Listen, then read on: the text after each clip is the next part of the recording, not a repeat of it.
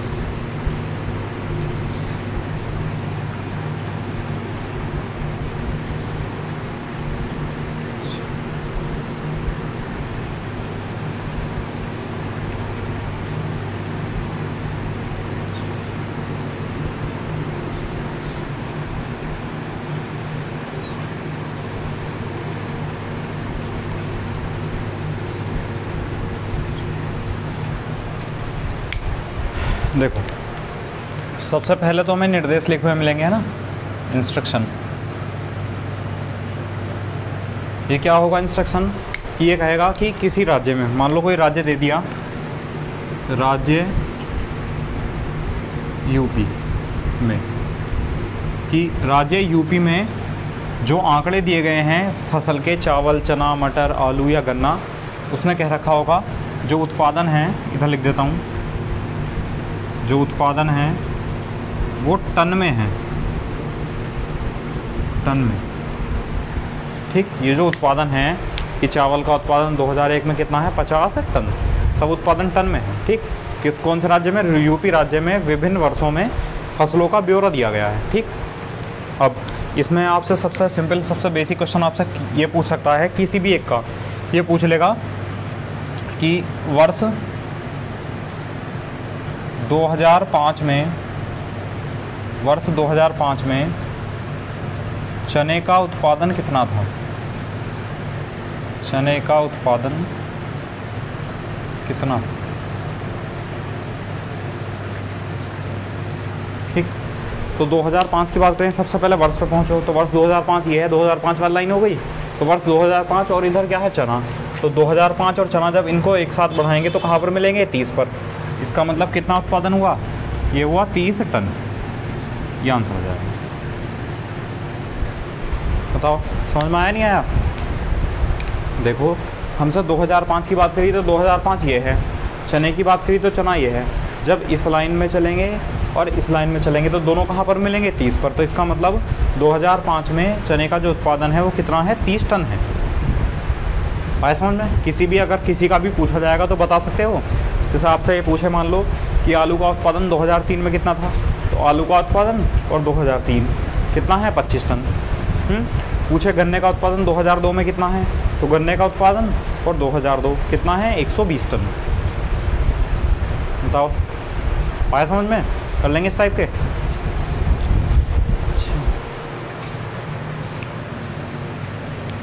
तो ये था, मतलब ये है डाटा किस तरह देखना है। ठीक, ये है डाटा सिंपल कि ये 25 क्या है, चना क्या है, गेहूं क्या है, चावल क्या है, सॉरी गेहूं तो नहीं है, आलू क्या है। ठीक, तो उत्पादन है इनके।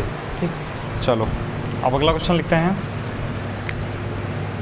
ये कहेगा वर्ष 2004 में चावल का उत्पादन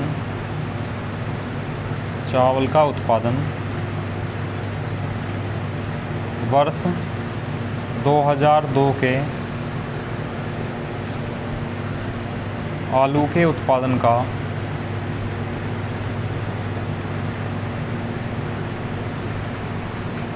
कितना प्रतिशत है।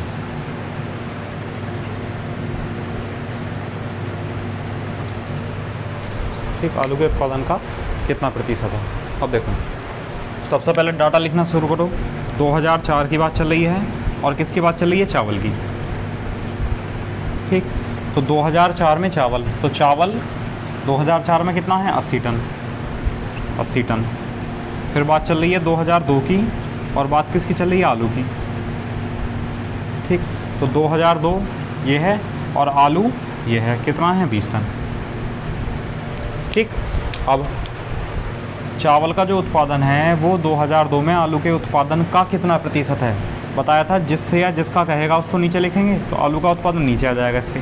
कितना हो जाएगा 80/20 और परसेंटेज बनाने के लिए इंटू 100, तो 20 चौक 80 कितना आ जाएगा 400%।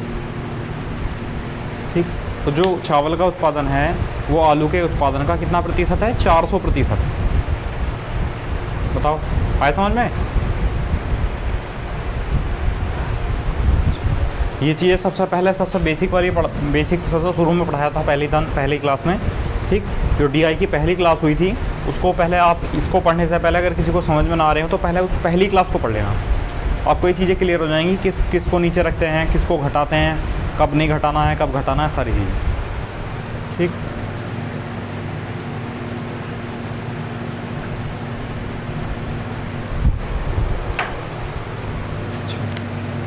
क्वेश्चन नंबर 3 वो कहेगा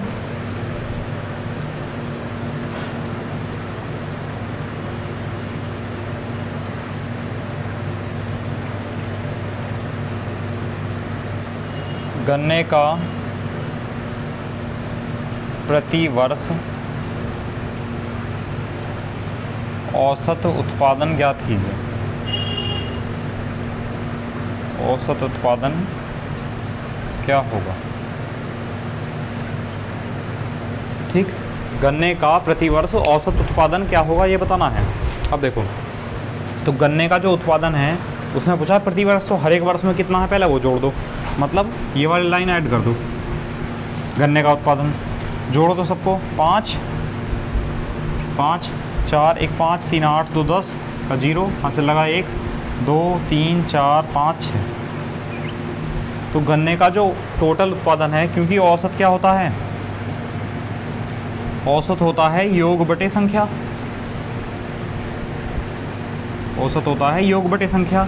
अब योग कितना निकल कर आया गन्ने का टोटल योग निकल कर आया 605 टन। ठीक, और संख्याएं कितनी है, कितने वर्ष हैं, 1 2 3 4 5, 5 वर्ष हैं, तो 5 से भाग कर दो। तो 5 से भाग करेंगे तो 5 एकन 5 5 दूनी 10 5 एकन 5 कितना 121 टन, ये आंसर लगा। ठीक, तो गन्ने का जो प्रतिवर्ष औसत उत्पादन है वो कितना है 121 टन है। तो समझ में आया नहीं आया। औसत का मतलब होता है योग बटे संख्या, तो जिनको जोड़ा है उनको लिखा, और कितनी डिजिट को जोड़ा है, कितनी संख्याओं को जोड़ा है वो नीचे लिख देंगे। तो कितनी संख्याओं को जोड़ा है 5 संख्याओं को, तो ये औसत उत्पादन आ गया। ठीक है, बताओ समझ में आया नहीं आया।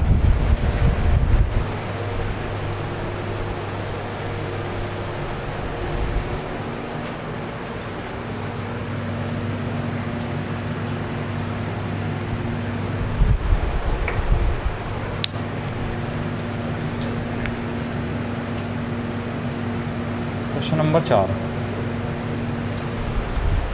आपसे पूछ लेगा ऐसा कौन सा वर्ष है, ऐसा कौन सा वर्ष है जिसमें सभी फसलों का औसत उत्पादन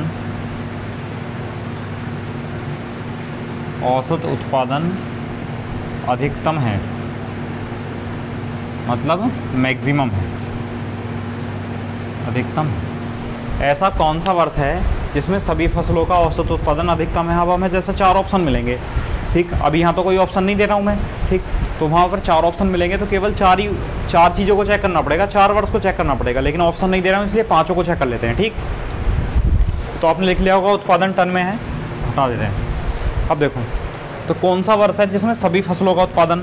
अब मैं आपसे पूछूँ कि 2001 में सभी फसलें ये हैं या 2001 में सभी फसलें ये हैं।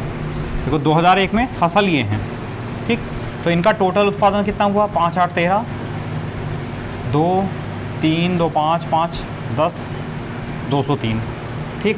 वैसे ही 2002 में उत्पादन जोड़ दो, 0 6 3 9 9 और 1 10 2 12 12 2 14, 1 और 1 2 240। अच्छा यहाँ कितना हुआ, 5 5 10 8 18, 3 और 1 4 2 6 6 4 10 10 3 13, 1 और 1 2 238, ठीक। अच्छा ये कितना हुआ 2004 में, 5 6 11 11 5 16, 1 और 1 2 2 3 5 5 2 7 7 8 15, 1 और 1 2, ठीक। अच्छा 5 3 8 3 5 8 4 3 7 7 4 11 11 4 15, 1 और 1 बताओ समझ में आया। ये हमने क्या करा, योग निकाला। अब औसत का फॉर्मूला क्या होता है, औसत का फॉर्मूला होता है योग बटे संख्या, क्योंकि बात औसत की चल रही है। औसत का फॉर्मूला होता है योग बटे संख्या,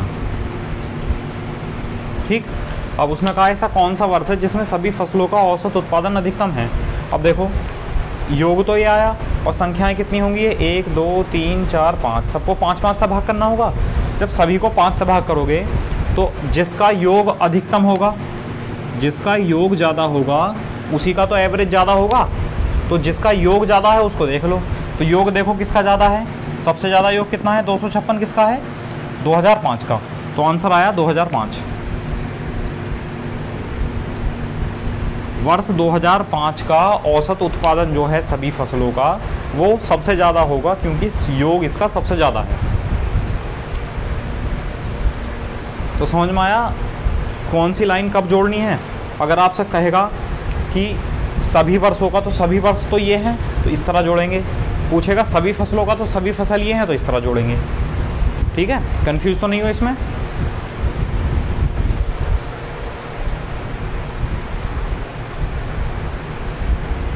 तो आया समझ में, चलो ठीक।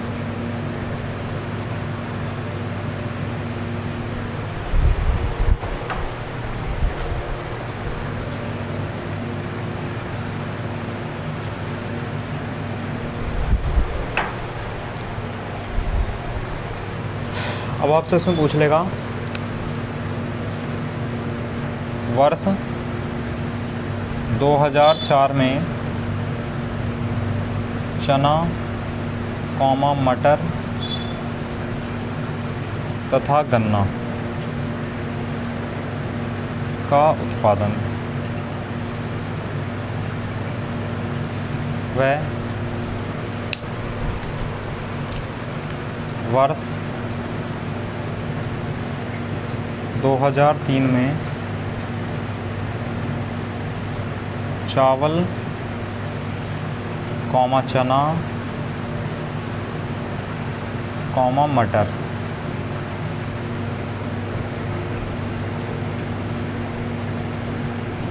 का उत्पादन का अनुपात ज्ञात कीजिए।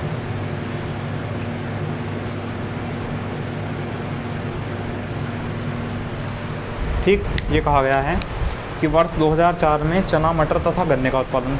तो सबसे पहले जो डाटा है उसको लिखते हैं कि वर्ष 2004 की बात चल रही है तो 2004 लिख दिया, और वर्ष 2003 की बात चल रही है तो वर्ष 2003 लिख दिया। ठीक, तो वर्ष 2004 में किस किस की बात चल रही है? चना, मटर तथा गन्ना। चना, मटर और गन्ना। वर्ष 2003 में बात चल रही है चने की, चावल की, प्लस चना प्लस मटर। ठीक, अब लिखते हैं वैल्यू को। 2004 ये है, 2004 वाली लाइन ये है, तो उसमें सबसे पहले देखना चना फिर मटर। तो 2004 में चना कितना है? 25 प्लस मटर कितना है? मटर 2004 में कितना है? 6 प्लस गन्ना 2004 में गन्ना 115। तो 5 6 11, 11 5 16 का 6 से लगाए कि 1 1 2 2 तो 4, 146। ठीक, अच्छा अब 2003 में चावल, तो 2003 में चावल 30 प्लस चना 2003 में चना 45 और मटर 2003 में मटर 8, जोड़ दो 8 5 13, 4 3 7 और 1 8। और इन्हीं का अनुपात पूछा है, तो अनुपात निकाल दो। बस आंसर क्या आया? 146 अनुपात 83, क्योंकि 83 किसी से डिवाइड होगा नहीं, 146 हो सकता है, उससे कोई फ़ायदा नहीं। बताओ, समझ में आया? तो डाटा लिखना ज़रूरी है। सबसे पहले जितना पढ़ो उसको लिख लो, फिर जो भी पूछा है, अनुपात पूछा है, परसेंटेज पूछा है, औसत पूछा है, ज़्यादा कम पूछा है, जो भी। बताओ, आया समझ में?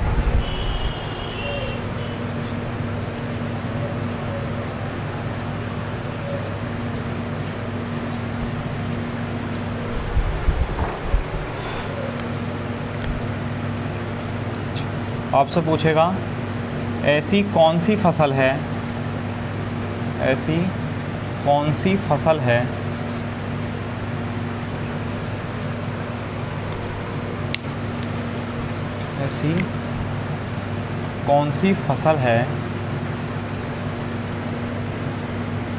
जिसका उत्पादन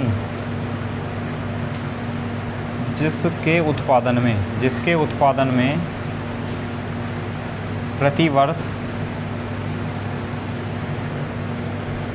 वृद्धि हुई है।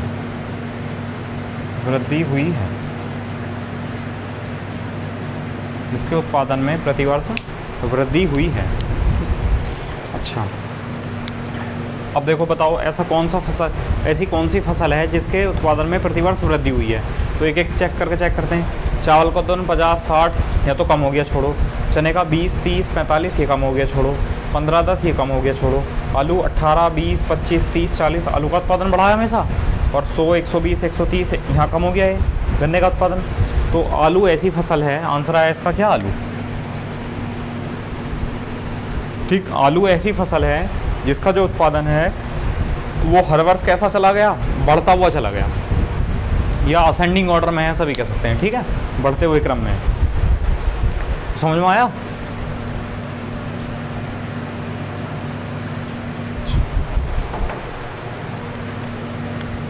नेक्स्ट, ऐसा भी कह सकता है कि ऐसी कौन सी फसल है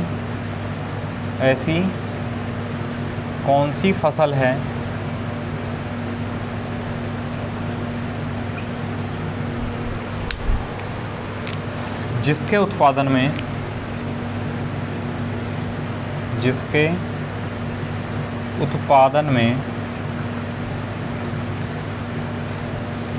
प्रतिवर्ष कमी होती चली गई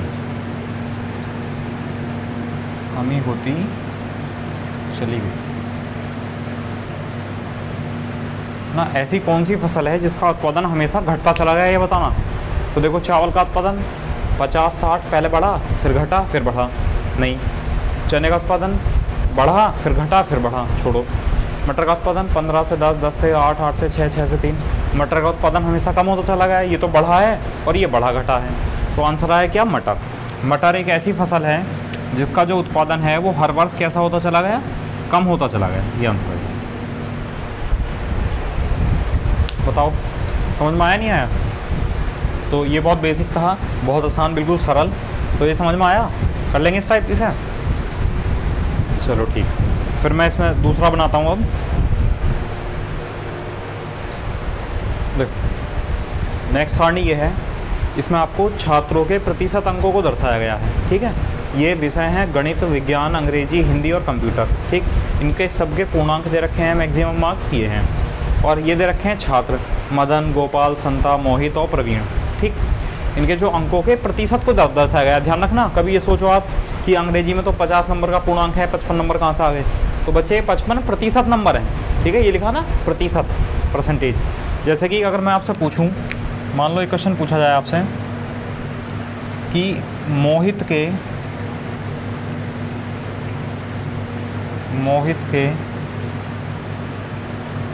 हिंदी विषय में कितने अंक हैं? हिंदी विषय में कितने अंक हैं?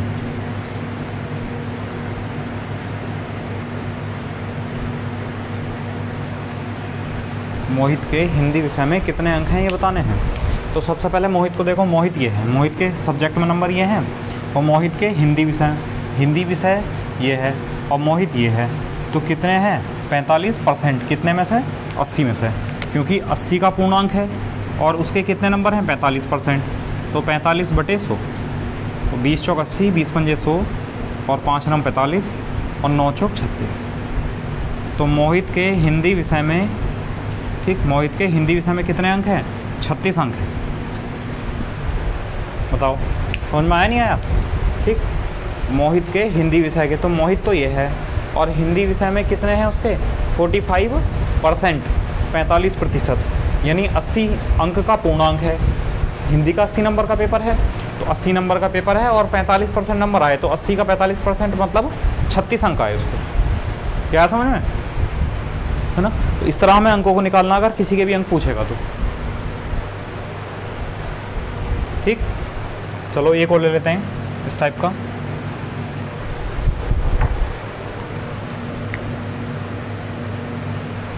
ये कहेगा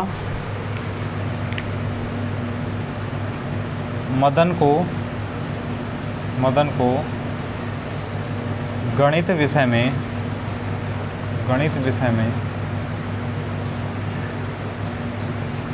कितने अंक प्राप्त हुए? कितने अंक प्राप्त हुए?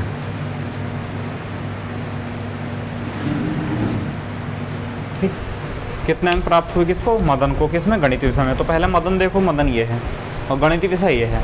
कितने अंक हैं इसके? 80%। कितने में से?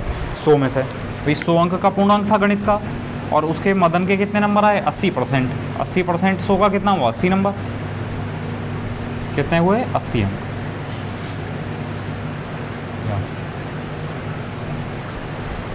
बताओ समझ में आया नहीं आया? तो अगर किसी के भी अंक पूछे जाएंगे तो सबसे सिंपल, क्योंकि इनका ना यूज़ होने वाला है आगे की लैंग्वेज में, तो सबसे पहले आपके अंक पता होने चाहिए कि किसको कितने कितने अंक मिले हैं। ठीक,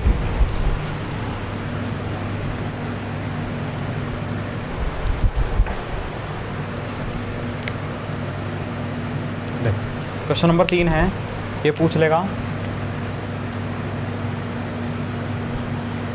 मोहित को कुल कितने प्रतिशत अंक प्राप्त हुए? कितने प्रतिशत अंक प्राप्त हुए?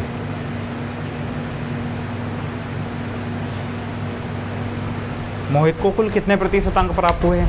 अब देखो, पहले जो मोहित के अंक हैं, जैसे मैं लिख देता हूँ मैथ्स में और साइंस है, सब्जेक्ट लिख रहा हूँ मैं, ठीक है, इंग्लिश है, हिंदी है और कंप्यूटर है। उसको कितने कितने अंक मिले सबसे पहले तो ये निकाल लो, क्योंकि बताया था आपको कि प्रतिशत अंक कैसे निकालेंगे? ऊपर लिखेंगे जितने अंक आए हैं उसके, अपॉन में लिखेंगे पूर्णांक, मैक्सिमम मार्क्स और गुणा 100। ठीक, चलो देखते हैं। तो जो मोहित है, मोहित को गणित में 50% अंक मिले।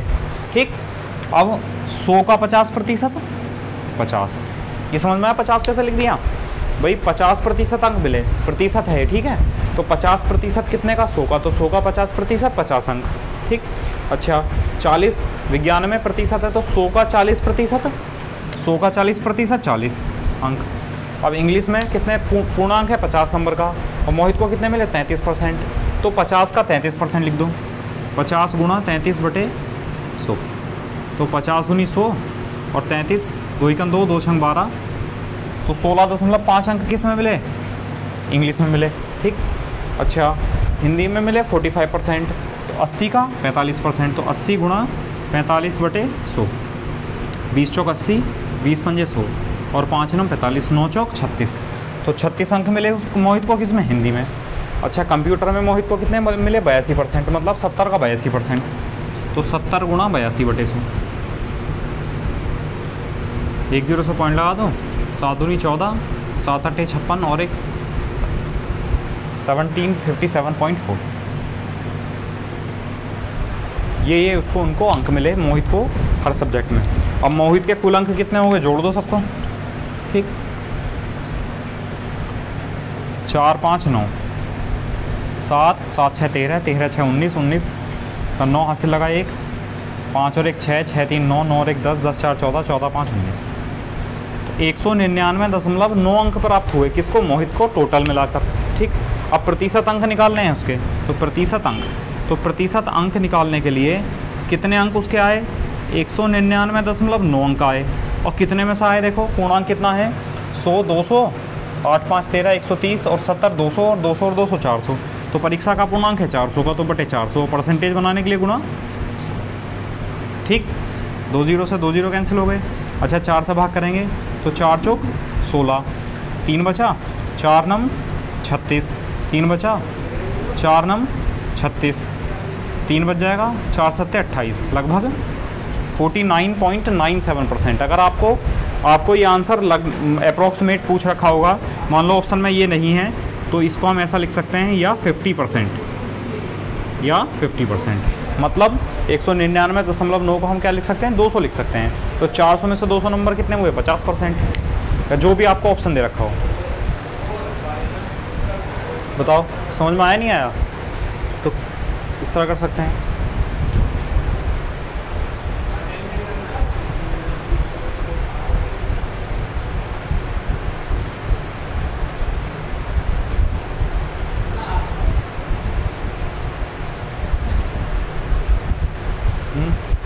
बताओ समझ में आया, चलो।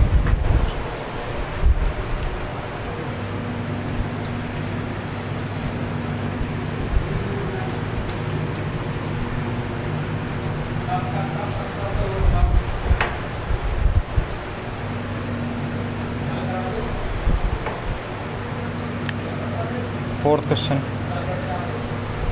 ये पूछ लेगा, मदन को कुल कितने अंक मिले, कुल कितने अंक प्राप्त, कि मदन को कुल कितने अंक प्राप्त हुए। अब देखो, तो मदन को सभी सब्जेक्ट में, क्योंकि मैथ, फिर साइंस, फिर इंग्लिश, फिर हिंदी, फिर कंप्यूटर, ठीक। तो सब्जेक्ट हैं सभी, ठीक। अब पता करना शुरू करो। भाई मदन को गणित में 80% नंबर मिले, तो 100 का 80% यानी 80 नंबर, ठीक। अच्छा विज्ञान में 60% मिले, तो 100 का 60%, 60, इनको तो डायरेक्ट लिख सकते हैं। अच्छा अंग्रेजी में 55% मिले, तो 50 का 55%, 50 गुणा 55 बटे 100, 50 दूनी 100, तो 2 दूनी 4, 2 7 14, तो 27.5 अंक मिले उसको इंग्लिश में।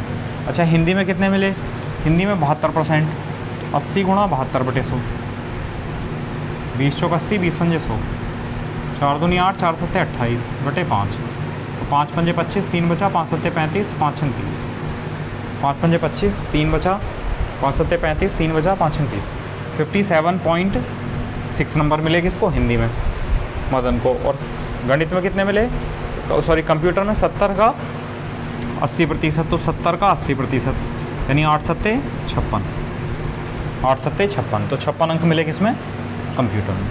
ठीक, अब उसने पूछा कुल कितने अंक मिले, तो कुल के लिए क्या करो, सबको जोड़ दो 0.6511, ठीक, 0.1, अच्छा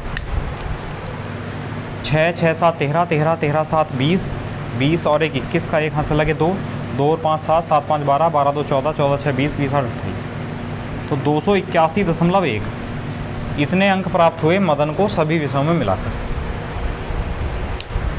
ठीक, चाहो तो लिख दो इधर 281.1, क्योंकि ज़रूरत पड़ सकती है। ठीक है, अच्छा मोहित को कितने नंबर आए थे, 199.9।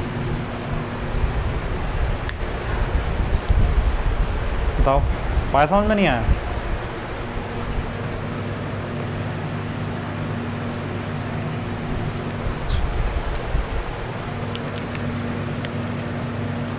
अब इसमें लिख सकता है वो कि संता को विज्ञान में मिले अंक,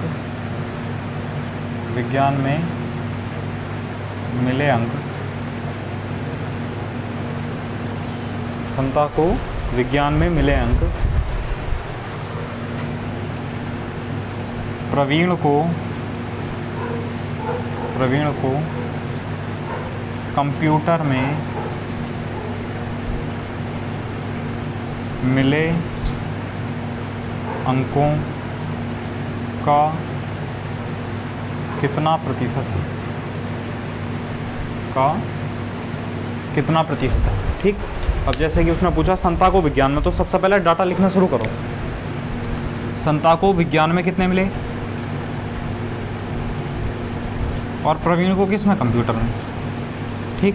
तो विज्ञान का पूर्णांक है 100 नंबर का और संता को मिले 80%, तो 100 का 80%, 80 किसको मिले, संता को विज्ञान में मिले, और प्रवीण को कंप्यूटर में, तो कंप्यूटर ये है और प्रवीण ये है। 75% मिले किसका, 70 का, तो 70 गुणा 75/100, 25 या 75, 25 का 100, 2 दूनी 4 और 35 दूनी 70, तो 35 थी 105, 105/2, तो 2 पंजे 10, 2 दूनी 4, 2 पंजे, ठीक। तो 52.5 मिले किसको, प्रवीण को मिले कंप्यूटर में। तो उसने पूछा है कि प्रवीण को कंप्यूटर में कितने कंप्यूटर में मिले अंकों का कितना परसेंट है, किसका, कंप्यूटर में मिले अंकों का। तो विज्ञान में मिले अंक 80, और जिसका पूछता है उसे नीचे लिखते हैं 52.5 और परसेंटेज के लिए गुणा 100, ठीक। अब सॉल्व कर लो, देखो ये पॉइंट हटेगा तो एक 0 लग जाएगा, भाग कर लो 5 पंजे 25, सॉरी 5 1 5 0, 5 पंजे 25, ठीक। या 25 से भाग कर लो डायरेक्ट, 25 दूनी 50 और 25 1 25 और 25 100 का 100, कितना हो जाएगा, 8 100 32, 3200/21 या जैसे भी आपको आंसर दे रखा हो, पॉइंट में क्या रखा हो या मिक्स फ्रैक्शन में क्या रखा हो या फ्रैक्शन में क्या रखा हो, उसी तरह लेके चलना। बताओ, समझ में आया नहीं आया? कर लेंगे इस टाइप का।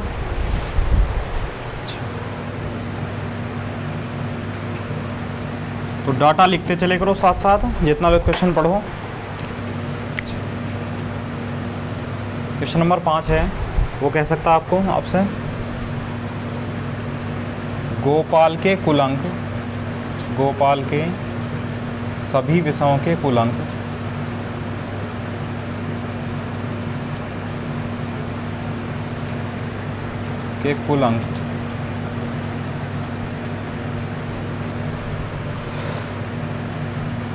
संता के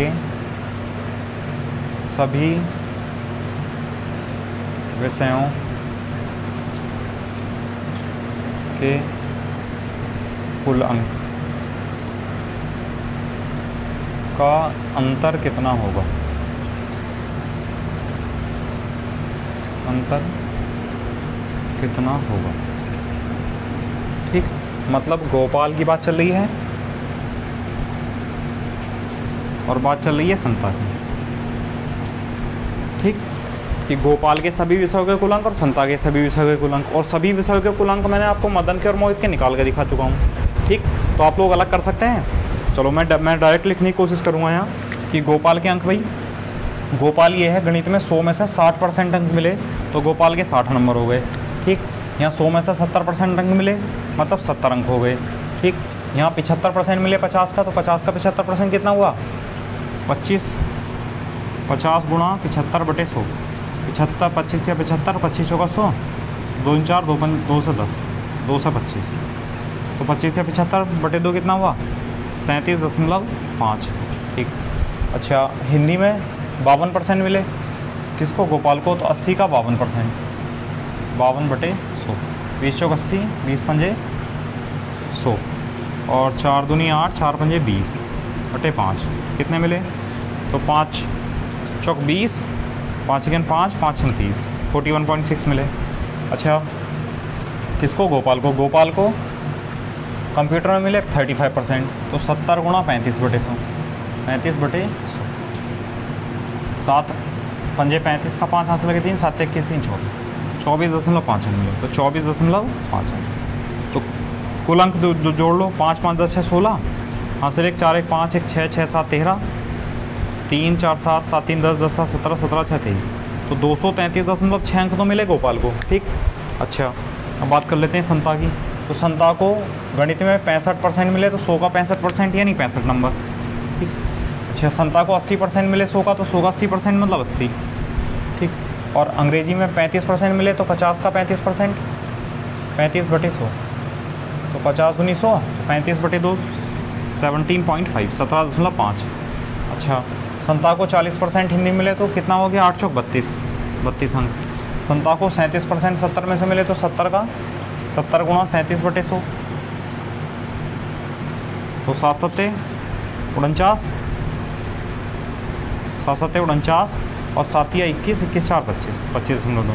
कुल अंक जोड़ दो, 9 और 5 14 का 4 हाथ से लगाए, 5 1 6 6 2 8 8 7 15 15 5 20, 2 2 4 3 7 1 8 8 16 16 6 22, तो 220.4 अंक किसको मिले, संता को मिले। और क्या पूछा है, अंकों का अंतर बताना है। तो ज़्यादा जो भी ज़्यादा है, ज़्यादा ये है 233, गोपाल के अंक ज़्यादा हैं तो गोपाल के अंक में से इसको घटा दो। अब देखो घटाएंगे, 6 में से 4 गया 2.3, और 3 में से 2 गया 1, तो 13.2 रनों 13.2 अंकों का अंतर है गोपाल के और संता के रनों का। ठीक है, समझ में आया। अच्छा डाटा यूज हो सकता है, इसलिए आप लिख लो गोपाल को 233.6 मिले, 233.6 मिले, संता को 220.4 मिले, 220.4।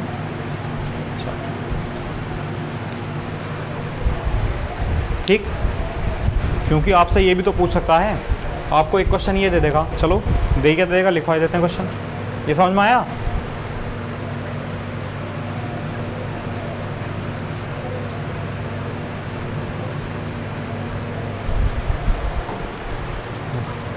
आपको दे देगा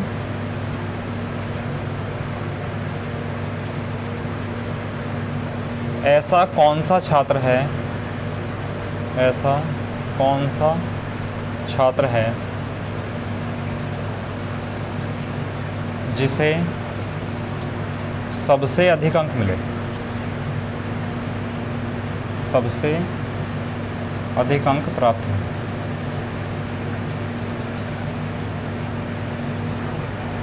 ठीक, तो हमें इन चारों के तो पता है, प्रवीण का नहीं पता है, तो ऐसा करो पहले प्रवीण के अंक भी निकाल लो। ठीक है, या आप ऐसा कर सकते हो, अभी तक सबसे ज़्यादा अंक किसके थे, मदन के थे, अभी तक सबसे ज़्यादा अंक मदन के हैं। अगर हम प्रवीण के देखने शुरू करें तो मदन से कंपेयर कर लो, भाई गणित में कम नंबर, विज्ञान में बराबर नंबर, अंग्रेजी में ज़्यादा नंबर इसके हैं, अच्छा हिंदी में इसके ज़्यादा नंबर हैं, और कंप्यूटर में इसके नंबर ज़्यादा, मतलब कन्फ्यूजन हो सकता है। तो ऐसा करो निकाल ही लो प्रवीण के। तो प्रवीण के मैथ, साइंस, इंग्लिश, हिंदी और कंप्यूटर। ठीक, अब देखते हैं भाई प्रवीण के 70% है तो 100 में से 70% यानी 70 अंक। ठीक, विज्ञान में किसके, प्रवीण के 60% है तो 60 नंबर, और इंग्लिश में कितने हैं, इंग्लिश में 65% है तो 50 का 65%, 50 गुणा 65/100, तो 50 दूनी 100, 65, 32.5। ठीक, अच्छा हिंदी में कितने हैं प्रवीण के 80%, तो 80 का 80% कितना हुआ 64, और कंप्यूटर में 70 का 75%, 70 गुणा 75/100, 7 पंजे 35 और 7 सत्ते 49, 9 3 52.5। ठीक, अब जोड़ दो इसके अंक भाई, 5 और 5 10, 2 और 1 3, 3 4 7, 7 2 9 9, 5 6 11, 11 3 14, 14 6 20, 20 7 27, 279.0 यानी 279। ज़्यादा डिफरेंस नहीं है, वरना तो पता चल जाता है डायरेक्टली। जैसे मान लो अगर आपसे मदन के और मोहित के अंक कंपेयर करने होते हैं, यहाँ भी कम नंबर, यहाँ पे भी कम नंबर, यहाँ पे भी कम नंबर, यहाँ पे भी कम नंबर, यहाँ पे थोड़े बहुत ज़्यादा नंबर, लेकिन बाकी के 4 सब्जेक्ट में तो कम है, तो आप बता सकते थे डायरेक्ट कि मदन और मोहित में नंबर मदन के ज़्यादा होंगे, लेकिन यहाँ कभी एक में ज़्यादा तो दूसरे में कम। ठीक, ज़्यादा डिफरेंस नहीं है। तो आप बताओ, सब क्वेश्चन पूछा गया है ऐसा कौन सा छात्र है जिसे सबसे अधिक अंक प्राप्त हुए।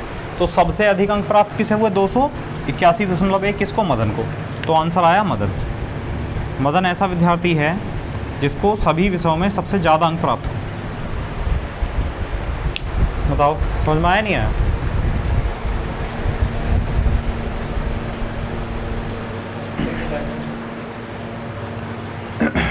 ठीक, तो और भी बहुत सारे टाइप के क्वेश्चन हो सकते हैं, ये नहीं कह रहा मैं इसी टाइप के होंगे, बस डाटा देखना आना चाहिए आपको कि अगर वो कहे कि हिंदी में प्रवीण, तो हिंदी में प्रवीण यानी 80 किसका, 80 का 80%। तो ये सब चीज़ें पता होनी चाहिए। बाकी आपको परसेंटेज, अनुपात, है ना, औसत, ये चीज़ें मैं आपको बता चुका हूँ। ठीक, तो ये थे आपका DI, जो 4 टाइप के DI थे वो आज कंप्लीट हो गए हैं। ठीक, जिसमें मैं आपको पाई चार्ट पढ़ा चुका हूँ, उसके बाद हिस्टोग्राम यानी आयत चित्र यानी दंडालेख पढ़ाया था, उसके बाद रेखा चित्र पढ़ाया था, और उसके बाद ये सारणी टेबल। ठीक है, अब इसमें अच्छा एक टाइप और रह गया है, इसमें जो 2 डायग्राम वाले जाते हैं वो मैं आपको कल कराऊंगा, और मैं आपको एक लाइव क्लास डालूंगा टेस्ट के लिए जहाँ तक उम्मीद है, और मैं उसमें DI का टेस्ट लूँगा, है ना, और उसमें थोड़ा अच्छे टाइप के क्वेश्चन, या उससे पहले टेस्ट से पहले ऐसा करूँगा, टेस्ट का शायद अभी टाइम नहीं है, टेस्ट से पहले मैं ऐसा करूँगा आपको एक दिन, जैसे ये कंप्लीट हो गया तो मैं कल आपको पहले तो इसी का एक और क्वेश्चन करा दूंगा, और कल मैं आपको चारों में से जो अच्छे जो फॉर्मूला बेस्ड क्वेश्चन आएंगे, मतलब इसमें भी फॉर्मूला दिया हुआ होगा, ऐसे क्वेश्चन मैं आपको कल कराऊंगा। ठीक है, तो तब तक के लिए वेट करो, बाकी सब लोग पढ़ते रहें, तैयारी करते रहो सब लोग। ठीक, तो आज के लिए इतना ही। ठीक, थैंक यू क्लास।